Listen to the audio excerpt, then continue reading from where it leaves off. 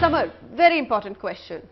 So I have the money to buy, go ahead, use it and buy an apartment or a home or book it for myself.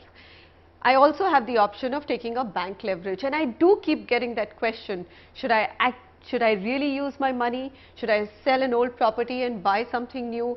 Or should I just take 20% of it, take 80% leverage and buy it? So where do you stand on this?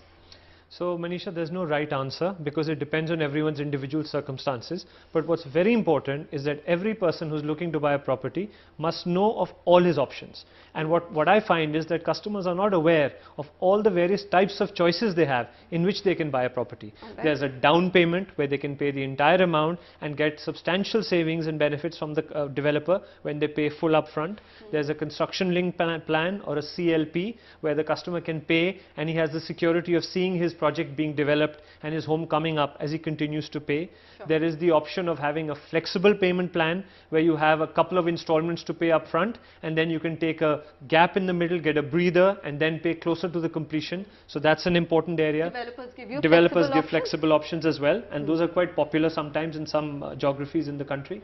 And then there's the option of subvention or no EMI plans where you actually pay a deposit and then you pay no EMI for 2 years. The banks pay the EMI on your behalf, the developer pays the interest on that cost, and then you start paying only when you get possession, which is another exciting opportunity. So there's 3 or 4 ways, and we find that customers very often don't know these options. They don't. And when they don't know these options, they end up making a decision. Most of them decide between should I pay in full or should I take a bank loan. Yeah. They just don't even look at flexi options or subventions that they come, isn't it? Yeah.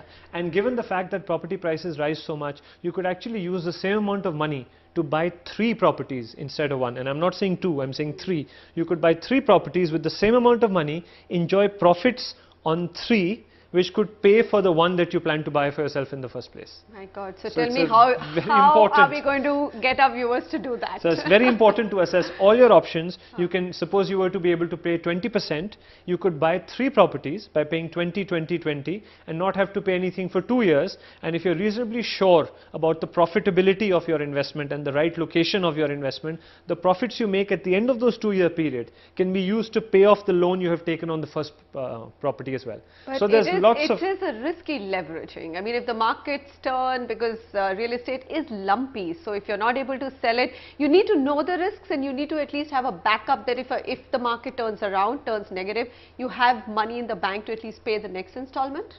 So there's a couple of few tricks you can do. First of all, you must make sure you have enough reserves when you adopt a risky strategy to cover if the market was to go in a direction that you don't expect. That's one. The second opportunity that you have always is that you can always look at buying properties that are very well priced and are based on what we call a cost plus model. So there's no fancy premium, there's simply the cost of the land plus cost of instruction plus a little bit of profit. Where are those properties? So there's quite a few, you have to work hard to find them, but there are quite a few. Or we can come to you and find them. Absolutely. And that's where I find that you can do experimenting with adventurous ways to make maximum profit from your property investments. Samar, thanks very much. That's a very interesting conversation on how you can actually go ahead, buy several properties and make a lot of money. Of course, you have to be well covered. If the market turns around, you can't take very big risks without at least some cushion in the bank.